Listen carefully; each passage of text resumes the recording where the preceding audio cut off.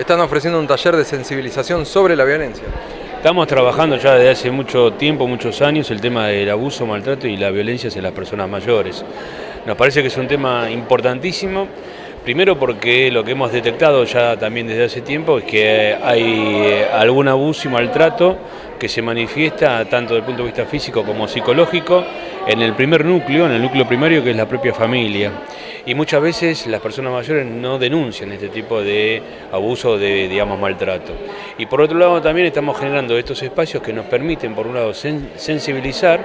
generar acciones con otros actores sociales, con los estados, pero también con el resto de la comunidad, porque nos parece importantísimo que la propia sociedad empiece a respetar más a las personas mayores, empiece a entender, digamos, que todos estamos dentro de un proceso de crecimiento demográfico y que vamos a llegar a viejos, y nosotros entendemos desde el PAMI que la persona que llega a viejo es una persona que ha tenido éxito en la vida.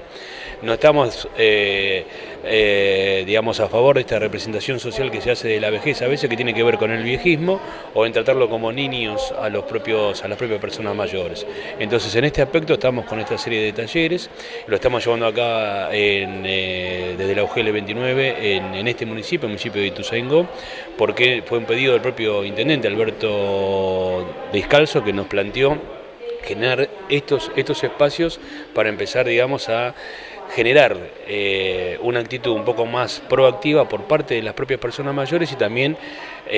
estas acciones de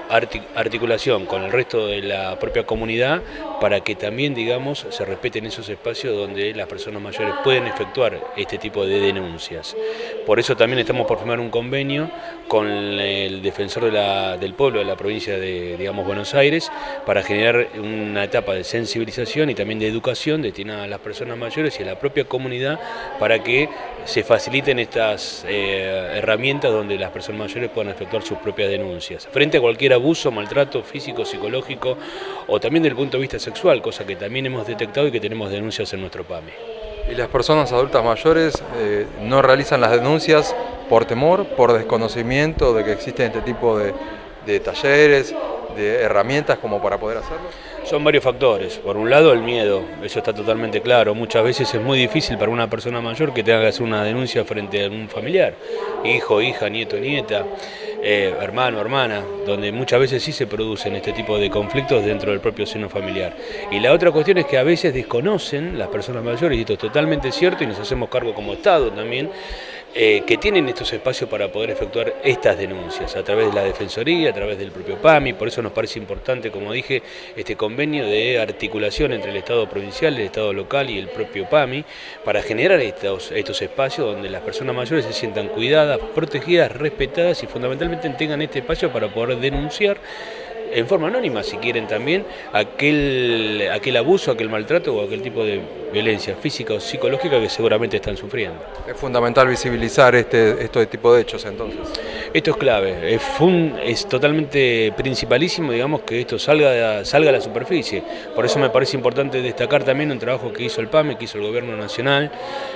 donde la República Argentina fue un mascarón de prueba, fue pionera en esto, que fue la sanción de la primera Convención de Protección y Promoción de los Derechos de las Personas Mayores, que se sancionó el 14 de junio en la ONU y que va a ser, digamos, ratificada por el Parlamento Nacional en nuestro país. Ahí sí tenemos un plexo normativo que, si bien es totalmente insuficiente, no alcanza. Tenemos que ir por más porque, como dije, hay un problema muy muy serio con el tema de estos hechos de violencia que se producen en forma casi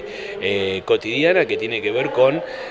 una violencia hacia las personas mayores que no tiene que ver solamente con la cuestión física, también estamos hablando desde el punto de vista psicológico. Digo, hay mucha violencia, digamos, incluso creo más, yo iría por más, creo que también tenemos que pensar de qué modo generamos un espacio de articulación con los propios profesionales médicos, porque un elemento de, digamos, de abuso, de maltrato quizás, puede ser que lo citan para un determinado horario y capaz que está 2 horas esperando, o capaz que ni siquiera lo atienden cuando van al médico.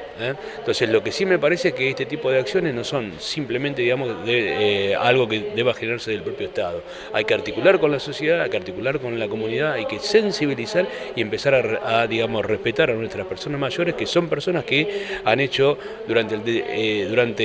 el digamos, desarrollo de su larga vida una contribución absolutamente positiva para la propia historia de nuestro país.